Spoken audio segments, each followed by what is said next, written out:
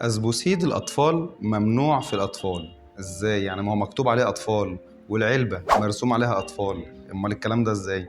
بصوا يا جماعة، هما يعني مش في مصر طبعا، في الدول الأجنبية لما اخترعوا الدواء ده حبوا يعملوا أسبرين أو أسبوسيد بجرعات قليلة تناسب مرضى الجلطات في القلب أو المخ والكلام ده، الوقاية يعني من الجلطات. حلو.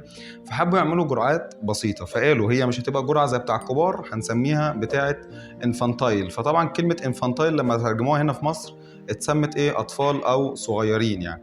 خلاص. هم هناك الموضوع ده مش عامل لهم مشكله، لان هناك ما حدش بياخد دواء من نفسه، لازم روجيتا ودكتور والكلام ده. لكن الازمه فين بقى؟ في مصر، الناس اللي بتقرا اللي مكتوب على العلب وتنفذ من نفسها، فهنا بقت الكارثه. خلاص. الاسبوسيد او الاسبرين او الماده بتاع الاسيتايل ساليسيليك دي ممنوعه في الاطفال. بتعمل ايه؟ لو ابنك عنده دور برد، التهاب فيروسي، انفلونزا او ايا كان الادوار المنتشره دي، وخد اسبوسيد، معرض لمشكله اسمها ري سيندروم. دي ممكن تدمر الكبد او الكلى او لا قدر الله تسبب الوفاه. فبعد اذنكم محدش ياخد اسبوسيد في الاطفال حتى لو اسمه اسبوسيد اطفال.